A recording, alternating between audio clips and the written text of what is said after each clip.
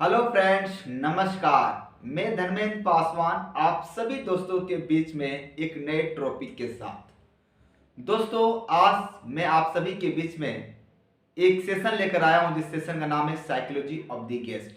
इससे पहले कि मैं सेशन पे बात करूं, उससे पहले मैंने अपने सभी नए दोस्तों को अपने बारे में एक मिनट बता देना चाहता हूं। मैं सबसे पहले आप सभी दोस्तों को ग्लेस परिवार में स्वागत करता हूं। मैं उन सभी नए दोस्तों का मेरे गैलवे बिजनेस में स्वागत है, जिन्होंने इस महीने नए नए हमारे बिजनेस की शुरुआत की है। एक बार उनके लिए जोरदार तालियां। Thank you so much, thank you.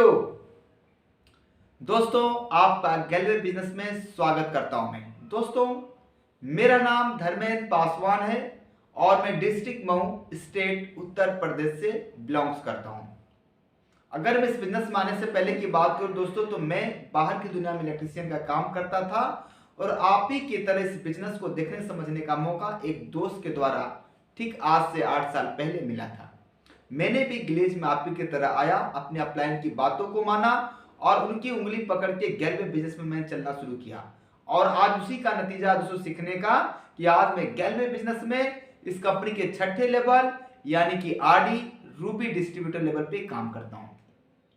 आप सभी के बीच में जिस सेशन को लेकर आया हूं दोस्तों, मैं आज इस सेशन में आपसे बात करने वाला हूं। जब भी कोई नया दोस्त हमारे गैलवे बिजनेस की शुरुआत करता है तो उसके अंदर बहुत सारे सवाल होते हैं, बहुत सारे डाउट्स होते हैं इस कंपनी को लेकर, अपने फ्यूचर को लेकर।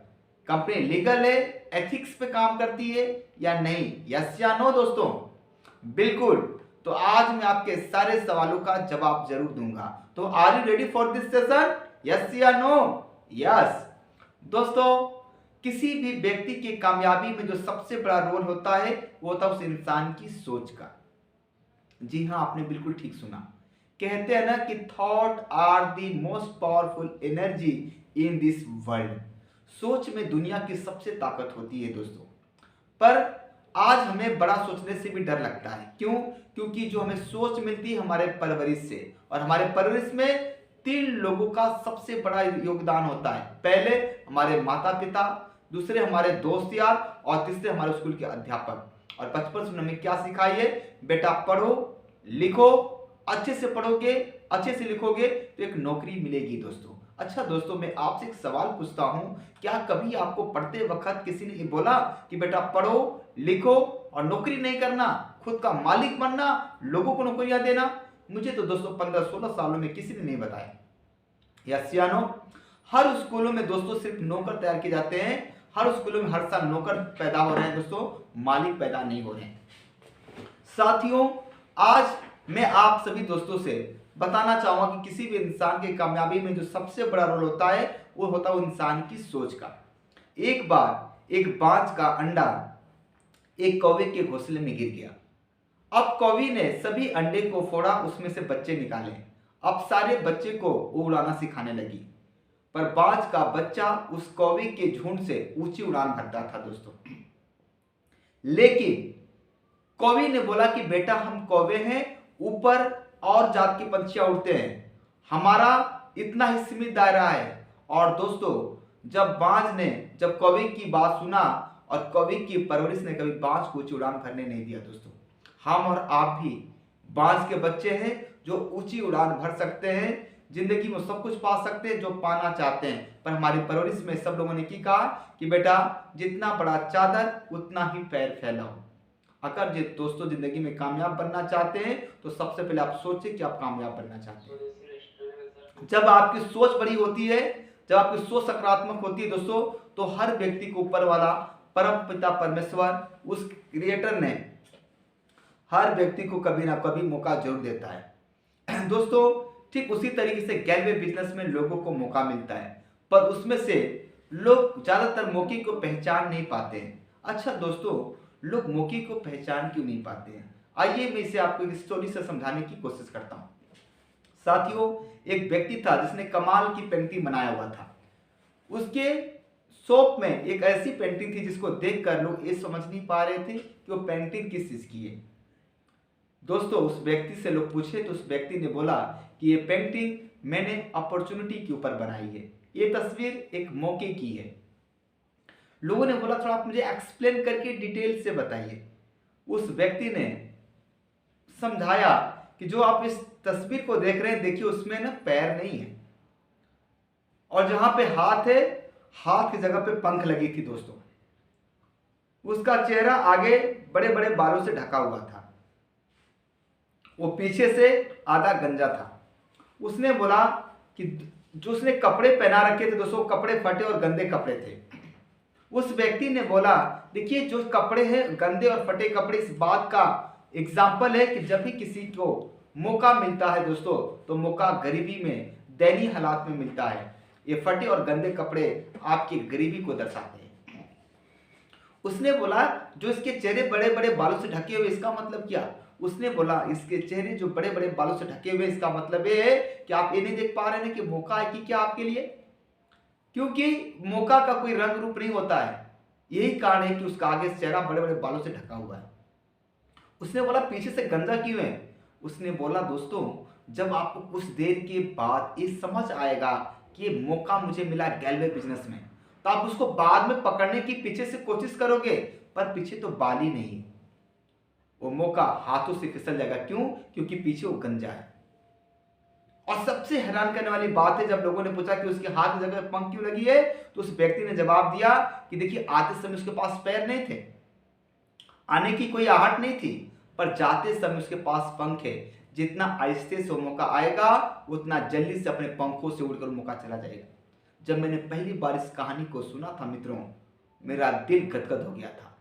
हाँ मैं सच में बता रहा हूं, मुझे उस दिन अनुभव हुआ कि सच में यही कारण है कि लोग मौके को पहचान नहीं पाते हैं। तो एक बार जोरदार तालियां उस इतनी कमाल के स्टोरी के लिए दोस्तों, जोरदार तालियां। Thank you so much. आप दोस्तों ठीक इसी तरीके से गैलवे बिजनेस में 10 लोगों को मौका मिलता है। 10 लोगों में से एक होते हैं खामखा, 3 लोग होते हैं सलाहकार, और फाइनली जो 6 लोग होते हैं वो डायरेक्ट काम की शुरुआत करते हैं। मैं पहले बात करता हूं दोस्तों खामखा की। अच्छा दोस्तों, क्या आपने खामखा नाम सुना है? अगर सुना होगा तो कमेंट में जरूर बताइएगा। खामखा किसे कहते हैं? खामखा का मतलब होता है अच्छे अच्छे कामों में छोटी छोटी नुक्स निकालना, छोटी छोटी कमियां ढूंढना, इसे ही खामखा कहते हैं। दोस्तों एक लड़का था जिसने बड़ी कमाल की पेंटिंग बनाई थी। उसने पेंटिंग बनाई, पेंटिंग बनाने के बाद उसने एक चौराहे पर ले जाकर टांगा और नोट में लिख दिया कि अगर इस तस्वीर में कहीं कमी हो तो प्लीज वहां पे आप निशान लगा दीजिए। आप जानना चाहेंगे? जब उस लड़का ने चौराहे पे टांगा और नीचे लिख दिया कि आप चाहे कहीं पे गलती हो तो वहां पे टिक लगा लीजिए, शाम को जब लड़का गया मित्रों, तो इतनी कमियां कि लड़का बड़ा होपलेस, बड़ा फ्रस्ट्रेटेड, बड़ा मायूस हुआ। भागे भागे अपने गुरु के पास गया। गुरु तो समझ गए थे सारी बातें, मुस्कुराते हुए बोले कोई बात नहीं है, फिर से तुम्हें पेंटिंग बनाओ, उसी चौराहे पर जाके फिर से टांगो। उसने गुरु की बात माना और फिर से पेंटिंग बनाई, और नीचे नोट में उसने लिखा कि इस तस्वीर में जहां पर भी कमी हो प्लीज उसको आप ठीक कर दे। मैं आपसे पूछना चाहता हूं कितनी कमियां मिली होंगी? एक भी नहीं दोस्तों। क्यों?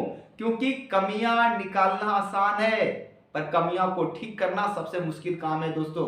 आपने वाली बातें सुनी है ना कि बुरा देखन में चला, बुरा ना मिलिए कोई, और जो दिल ढूंढा आपने तो मुझसे बुरा ना कोई। तो दोस्तों ऐसे खामखा लोगों से हमारी कंपनी में डायरेक्टर साहब कहते हैं कि ऐसे खामखालों की कोई जरूरत नहीं है। कुछ लोग कहते हैं जिस काम की शुरुआत किया है, अगर उस क्लास को अगर इस कंपनी के लोग ना लेकर अगर कैटरीना कैफ मेरा बिजनेस प्रेजेंटेशन ली होती तो मैं पक्का काम की शुरुआत कर लेता। जिस रूम में मैं रह रहा हूं उस रूम में अगर बेड और सोफे गद्दे लगे होते तो मैं पक्का काम की शुरुआत कर लेता। कुछ तो यहां तक दिमाग लगाते हैं दोस्तों कि भैंस काली, चारा हरा और दूध सफेद कैसे? साथियों आपको दूध से मतलब है कि चारा और भैंस से मतलब है। साथियों ऐसे खामखा लोगों की कोई जरूरत नहीं इस कंपनी में है। तो आप ऐसे लोगों से सावधान रहिएगा। कुछ लोगों का काम ही कमियां ढूंढना। दूसरे तरीके के लोग होते हैं सलाहकार। अच्छा मैं आपसे पूछना चाहता हूं, सलाह लेनी अच्छी बात है मित्रों कि बुरी बात है? बिल्कुल आपका मैं बातों से समझ रहा हूं कि सलाह लेनी अच्छी बात है, लेकिन कब? सलाह लेनी अच्छी बात इसलिए दोस्तों जब जो व्यक्ति जिस काम के बारे में जानता होगा अगर उस व्यक्ति से सलाह लेंगे तो अच्छी मिलेगी। पर जो व्यक्ति जिस काम के बारे में नहीं जानता है तो वो भी सलाह देगा, पर कैसी सलाह? फेल होने की। अच्छा दोस्तों, मेरे से आप बताइए, अगर आपको टीचर बनना हो तो आपको टीचर बनने का सलाह कौन दे सकता है? एक टीचर ही दे सकता है। अगर आपको एक डॉक्टर बनना है, सफल डॉक्टर बनना है, तो आपको डॉक्टर बनने की सलाह कौन दे सकता है? एक सफल डॉक्टर ही तो दे सकता है। अगर आपको आर्मी में जाना है, अगर आपको इंजीनियर बनना है, तो आपको इस फील्ड के बारे में वही बता सकता है जो इस फील्ड में कामयाब हो। उसी तरीके से साथियों, अगर गैलवे बिजनेस में अगर आपको आरडी और स्टार आरडी बनना है, तो आपको RD star diamond, global diamond बनने के बारे में आपको कौन बता सकता है? क्षमा कीजिएगा आप मुझे। दोस्तों, हमारे माता पिता हमको प्यार दे सकते हैं, हमें कामयाब तो नहीं बना सकते हैं ना। तो दोस्तों, सलाह लीजिए, पर सलाह सोच समझ के लीजिएगा।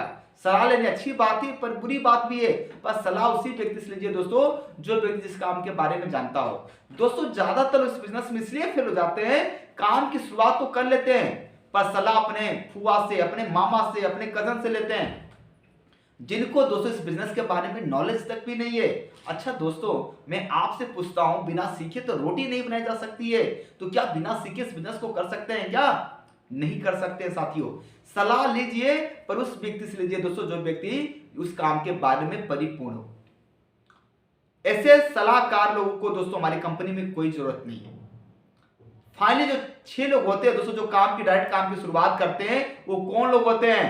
वो 6 लोग डायरेक्ट वो काम की शुरुआत करते हैं साथियों, जिनको गैलवे बिजनेस पे, अपने अपलाइन पे ये भरोसा होता है कि yes I can do it. यहां से मैं अपने आप को साबित करूंगा। गैलवे वो कंपनी है जो पुरानी 20 साल कंपनी है, जहां से अपने सारे सपने को पूरा कर सकते हैं। दोस्तों, विश्वास क्या होता है मैं आपको समझाता हूं दोस्तों। अच्छा दोस्तों, मेरे से आपसे सवाल करता हूं, आप तो बोलबम गए होंगे ना? अच्छा, आप तो कभी दरगाह पे चादर चढ़ाने गए होंगे ना? अच्छा दोस्तों, बुरा मत मानिएगा, मैं किसी दोस्तों रिलीजियस की बात नहीं कर रहा हूं, मैं किसी धर्म की बातें नहीं कर रहा हूं, पर मैं आपसे पूछ रहा हूं, क्या कभी आपने तारकेश्वर गया, बोलबम गए, कभी आपने वहां पे शंकर भगवान को देखा? नहीं देखा ना, पर आपको विश्वास है। दरगाह पे आपने चादर चढ़ाई, कभी अल्लाह खुदा को देखा आपने? नहीं देखा ना, पर आपने विश्वास किया। उसी तरीके से क्या कभी आपको दूध में मक्खन दिखाई देता है? नहीं। जब आप दूध को जमाते हैं और दही बनती है और दही को मथते हैं, तो क्या बनता है? मक्खन निकलता है। जैसे दोस्तों, राई के दाने में कभी तेल दिखाई देता है? नहीं दिखाई देता है ना। जब आप उसको मशीन में डालते हैं, प्रोसेस करते हैं, तो उसमें से तेल निकलता है दोस्तों। उसी तरीके से मैं आपको बता दूं, इस बिजनेस में कामयाब बनना है तो आपको विश्वास करना पड़ेगा, और विश्वास ज्ञान की संतान है। विश्वास ज्ञान से आता है दोस्तों। अगर इस बिजनेस में कामयाब बनना चाहते हैं, तो मैं आपको एक स्टोरी समझाता हूं विश्वास क्या होता है।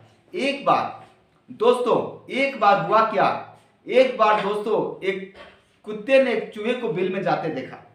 जब चूहा बिल में जाया तो कुत्ते ने दबोचने की कोशिश किया, दौड़ लगाई, पर उसे पकड़ ना सका। वो चूहा एक बिल में डूब गया। उसे दोस्तों बिल को खोदता रहा। उस कुत्ते को खोदते हुए देखकर वहां पे बहुत सारे कुत्ते इकट्ठे हो गए, बहुत सारे कुत्ते वहां पे जमा हो गए। पर एक एक करके कुछ मिनट के बाद, कुछ घंटों के बाद सारे कुत्ते चले गए, पर एक कुत्ता अभी था जो उस बिल के सामने बैठा हुआ था। और दोस्तों, उसको भरोसा था, चूहा बिल से निकला और उसको दबोचा, अपना भूख मिटाया और ढेकार लिया। पर सवाल मेरा आपसे कि और सारे कुत्तों ने अपना शिकार क्यों नहीं बना पाया?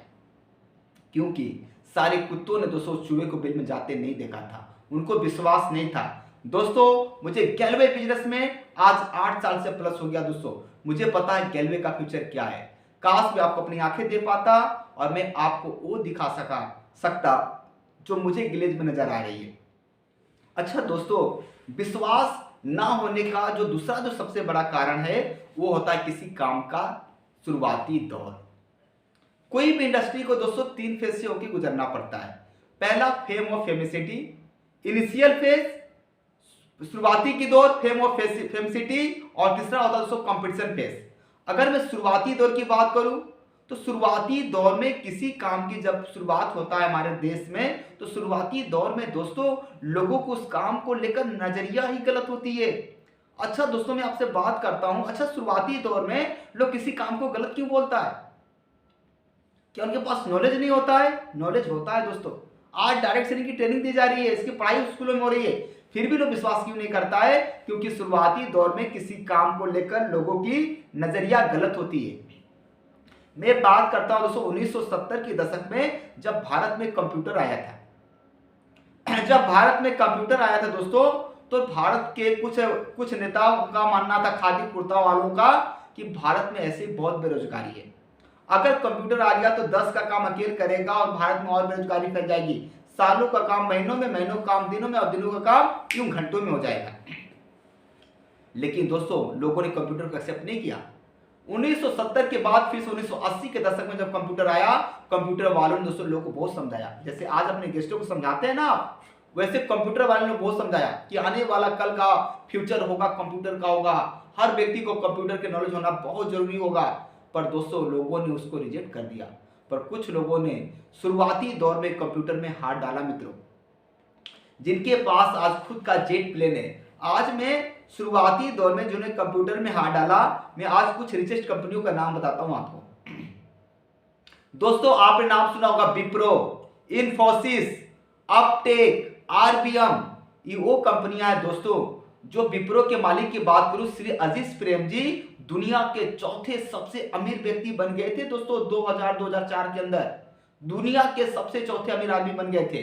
वही कंप्यूटर दोस्तों शुरुआती दौर में, जिसको लोगों को सिखाया जाता था, बताया जाता था, कोई नहीं करता था, आज वही कंप्यूटर दोस्तों, जिसको कभी लोगों ने रिजेक्ट किया था बस ये कहकर कि भारत में बेरोजगारी फैल जाएगी। मैं आपसे पूछता हूं, आज कहां नहीं है कंप्यूटर?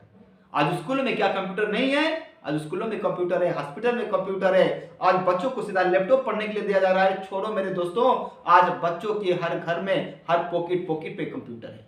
यस या नो? पर शुरुआती दौर में लोगों ने उसको भी रिजेक्ट किया था। मैं बात करता हूं दोस्तों शुरुआती दौर में सरकारी नौकरी का। यही हाल था दोस्तों जिस बिजनेस का हाल है। सरकारी नौकरी जब भारत में आई थी ना दोस्तों, इससे पहले, देश की आजादी से पहले हमारे देश में कोई नौकरी नहीं करता था।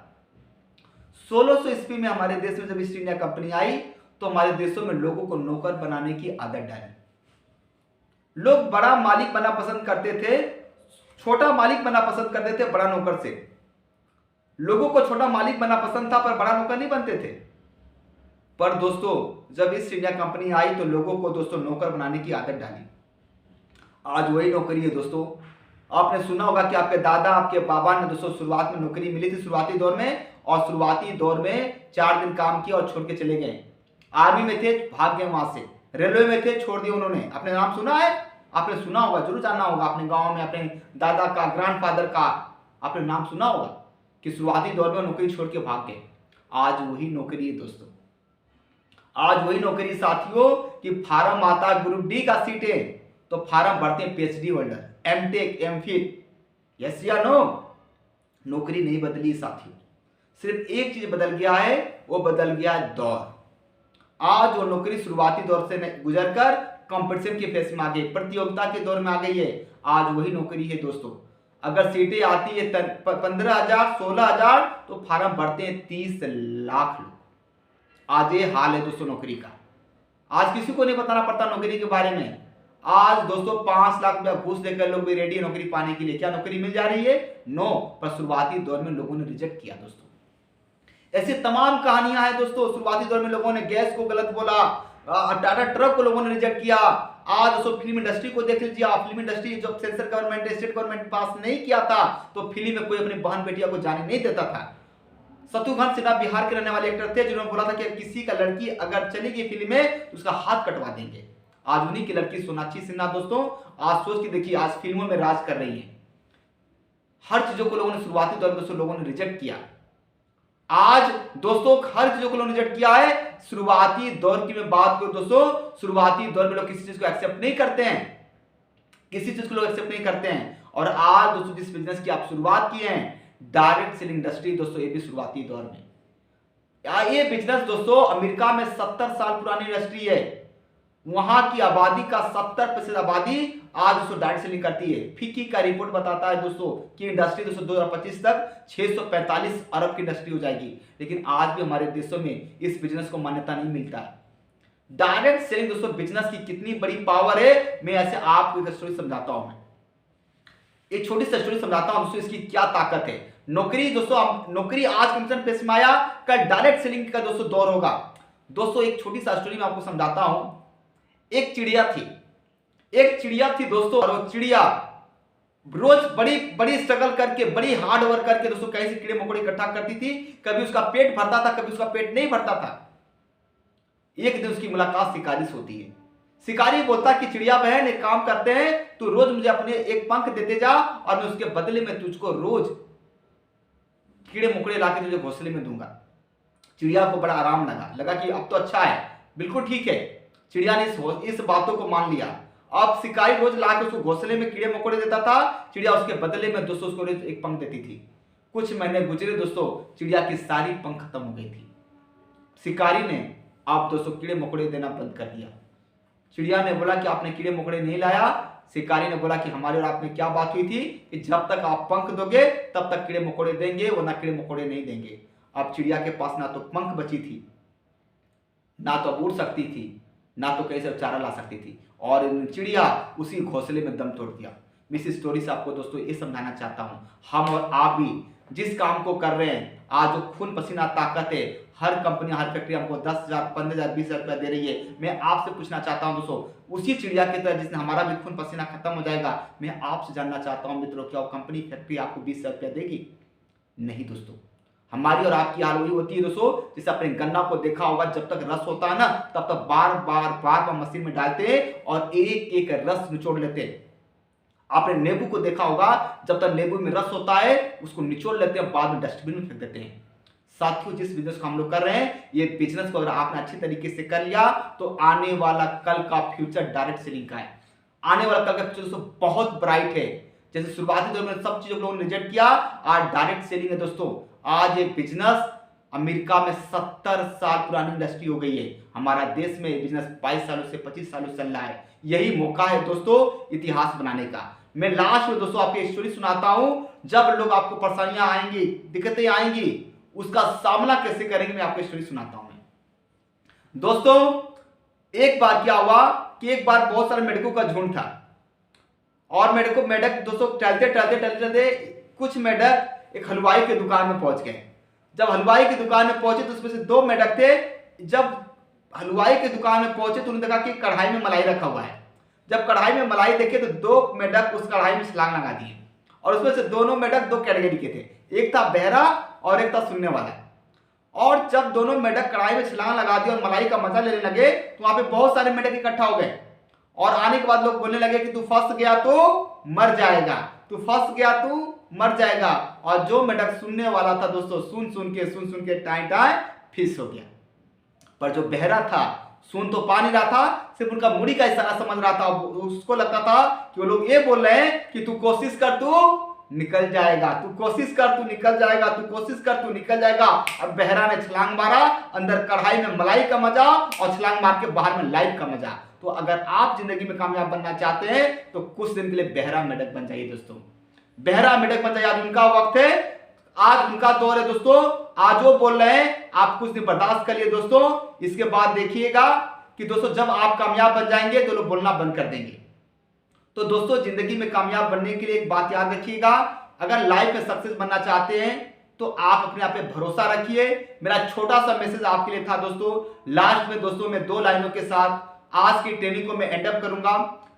दोस्तों, कहते हैं कि तुम जमाने का इतिहास बदल सकते हो, कि तुम जमाने का इतिहास बदल सकते हो, पाप में पुण्य का विश्वास बदल सकते हो, कर लो खुद पे यकीन, तो जमीन क्या है, आप पूरा आसमान बदल सकते हो। फिर से मिलते हैं एक नई ट्रॉफी के साथ, तब तक के लिए all the best. Thank you so much. जय गेलवे, जय Bharat. Thank you so much.